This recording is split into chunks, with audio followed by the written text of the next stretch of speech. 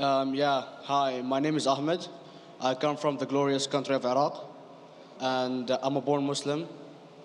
My problem is that I practiced Islam when I was. Brother, first we request questions from the non-Muslims. Once all the questions from non-Muslims are over, inshallah, we'll give you a chance. Yeah, but I'm telling my problem only. Okay. But you said you're Ahmad and you're a born Muslim. I am born Muslim. But now are you a Muslim or not? I'm agnostic. Oh, so now you have left the religion of Islam. Yeah, I'm confused. Okay, fine. If you have left the religion of Islam, you can ask the question, brother. Okay. So my question is, how come I don't have the faith that you and the other Muslims have and some of my friends, even though I practiced Islam a lot and I even did Umrah, but I still do most of the sins that are forbidden in Islam, and I sometimes am lazy to do the prayer and the other subjects we have to do in Islam. I have read many books and about other religions and conspiracy theories and documentaries and such. I even have seen your own videos on YouTube, and there are many questions that go around my head about Allah and the Messenger and Muslims in general. And basically the most important question is, you said in one of your debates or questions that Allah is the creator and He's uncreated. But I have realized, how can the uncreated exist? And if He exists, how can we notice Him? How can we see Him or hear Him or feel Him or know of His existence if He's uncreated in our own dimension or so? That's one of the questions. Brother Ahmad said that he is a born Muslim. He comes from Iraq. He read the Quran, he read the books, but he commits many sins. He believes maybe sometimes he's agnostic and he's lazy for praying. Brother, before I answer your main question, if you do sins and if you're lazy for praying, that does not make you a non-Muslim. As long as you believe that praying is fard, sometimes you miss, it's a sin. It's a major sin that you sometimes don't pray, but that doesn't make you a non-Muslim. If you say praying is not required, then you're doing kufr. But if sometimes you do sin, sometimes minor sin, sometimes major sin, it is haram, it's forbidden, but that does not throw you outside the fold of Islam. There are sometimes waswasa of the shaitan asking you, you're a Muslim, but this is wrong in Islam, this is wrong. And it does deviate the person's mind. At that time, maybe your iman may be low, but these things should not make you consider that you're non-Muslim. Regarding a question that I mentioned in my speech, and you're right, that Almighty God is the creator, but He Himself is uncreated. You ask the question, how can the uncreated, how can we see the uncreated, and how it's possible? Allah subhanahu wa ta'ala is Khaliq, is the creator. And by definition, He's uncreated. Because normally people say that when they try and prove in logic that everything has a creator, who created this table, the carpenter, from where he got, from the tree, who created the tree, so it goes back to Allah. So when many of the people try to convince an atheist, they try and say that everything has a creator, and then they get trapped when the atheist asks him who created Allah. So if you hear my tapes, I never go that way. I ask the atheist that how did you come to know about the universe? How did you come to know about the functioning of the stars, of the sun? And he says, and goes back, that the creator. So it's the vice versa. So if you know how to deal with logic, you don't trip over this problem with the atheist trap, the Muslims or the believers, by saying who created Allah. By definition, Allah is uncreated.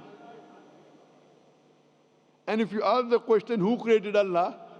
If you have heard my tapes, I give the reply, that suppose a person comes and says that my brother John. Yeah, I know, I saw that, I heard that's funny, but I mean, how does he exist if he's uncreated? Not that is Allah. Automated. Yeah. That's the difference between you and Allah. How does he exist? Means he was existing. He doesn't have a beginning. You and I have a beginning, that's human being. So that's the difference between us and Allah. You can't say that Allah has to be like us. If Allah is like you and me, why should we worship Him? I see, but have you heard of the phenomenon, the Big Brother? used by various orders and political agendas to control the people and such by implementing it into multiple gods. And then later on, it became a monotheistic religions all over the world to make it easier for Big the Brother, people to... sorry, I've never heard of the religion Big Brother. It's not a religion. It's like a theory, an idea, basically. For What does it example, say? yes? What does this idea say? What does it say?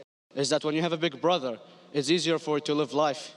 When you have someone watching you the whole time, understanding you the whole time, protecting you the whole time, being with you the whole time, and you can talk to him, although he never talks to you back, maybe in your dreams, do it to your mind and such, it's easier for you to live. While a human who does not have a big brother and is not easily controlled into doing so and is having complete freedom is a danger for the major ruling powers and such. What does this say? I don't understand. Big Brother may be there, Big Brother may not be there. So what does it have to do with Islam and God? What does it have to do? Because basically Allah is watching you the whole time. So you want to say that Allah is like a big brother? Indeed, you use him for your protection so you won't be scared. You know what I mean? See, this is the hypothesis. Hypothesis. If you have heard, how do I convince an atheist? If you have heard my answer, that you said that you're agnostic, you're atheist. Yeah. So first thing I do to an atheist is I congratulate him. What? I congratulate him. Have you heard my answer of atheist? Yeah, you congratulate them and stuff. But I haven't seen your debates with the atheist. I just saw your answers on some questions. Fine, so you haven't seen the answer of atheist? No, but I've seen your debate with David William Campbell. And that's David William Campbell is not an atheist. Yeah, yeah. Now, when an atheist tells me he does not believe in God like your theory of Big Brother, yeah. And if you believe in that theory, I will ask you, first thing I do to the atheist, I congratulate him. You know why? Yeah, because they think and they don't follow what their parent does and such stuff like that. No. I congratulate him because he is not doing blind belief. The other people are doing blind belief. He is a Christian because father is a Christian. He is a Hindu because father is a Hindu. Most of the Muslims are Muslim because father is a Muslim. He is thinking. He says there is no God.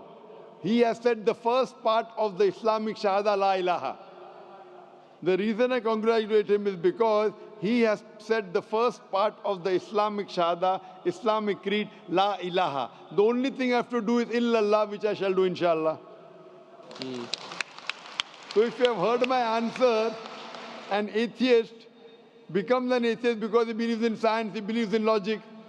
Or I ask him that if an equipment is bought in front of him, which no one in the world has ever seen, and if the question is asked, that who will be the first person who will be able to tell you the mechanism of this new equipment? What is the answer? Of course, he's going to tell you the producer or the maker of this equipment. Creator, producer, maker.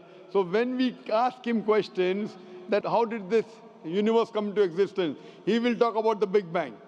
This what we're going to talk is already mentioned in the Quran 1400 years ago in Surah Anbiya, chapter number 21, verse number 30. Avalam yaral lazina kafaru anna samawati wal arda kanat ratkum fataknahuma. Do not the unbelievers see that the heavens and the earth were joined together and we clove them asunder. This what you came to know 50 years back is mentioned in the Quran 1400 years ago. Who could have mentioned that? Well, in various civilizations in like 2000 or 5000 BC before Islam came or Christianity itself, there was various civilizations that are good in astronomy and they know more about our solar system than we do now, sadly. Brother, your knowledge of science is little, not in-depth. I do agree. There are certain things which were known as hypotheses. For example, we came to know, we were proved that the earth was spherical in 1577. I know that in 6th century BC, there were Pythagoreans who believed that the earth was spherical. But the same Pythagoreans who believed the earth was spherical also believed that the earth was the center of the universe, which is wrong. You show me one civilization which believes 100% what the Quran has mentioned. I challenge you. What you say, so do you mean to say there was a person who said, okay, this civilization, out of 100 things, these 2 things are right. Out of 100 things, these 5 things are right. Out of this 100, and picked and chose. Who can do that? No one besides the Creator. Even if you know that there were 10 different civilizations, hundreds of civilizations, there is not a single civilization that you know in the past which knew 100% of science what we know today. So where is your logic? Where is your theory? I do know that certain things were hypotheses, which were proved later on. But there is not a single civilization which knows everything what is mentioned in the Quran. So the answer goes back to the original question, who could have collected this in the Quran? Someone 1400 years back, could he do and say, okay, out of these 100 things, these 3 are right, out of these 100 things, these 2 are right, out of this, it's not possible. Mathematically, it's not possible. Well, you never gave the idea of extraterrestrials or so. I mean, knowledge is power. And Brother, I'm asking you a simple question. We are not come here to have a debate. yeah. I'm asking you a question. Point out a single civilization. You're asking something else. Yeah, We all are right. not here to discuss. You can come in the room and discuss. You ask a question, I'm giving you the answer. You gave about old civilization. I told you you're right. But out of 100 things, 98 they were wrong. So I'm asking you, who could have mentioned this in the Quran? You're talking something else now. Yeah, well, I'm asking a simple question, 2 plus 2 equal how much? You are saying, I'm telling you 3 multiplied by 3 is how much? I'm asking a name, you're telling that where do you live? you know, I'm asking a simple question, name me a single civilization which has everything what was mentioned in the Quran. Do you know of any or not? Yes or no? well, not everything, of course. Even not 10%. Why? Babylon knows of most of the planets and such. Planet is not the only thing mentioned in the Quran. There are 1,000 things mentioned in the Quran. To say what 1,000 things are mentioned in the Quran, 10% would be equal to 100 things. Did Babylonian civilization knew about 100 things mentioned in the Quran? No, because they You don't have the cannot. They accurate knew data. 5 or 6 things.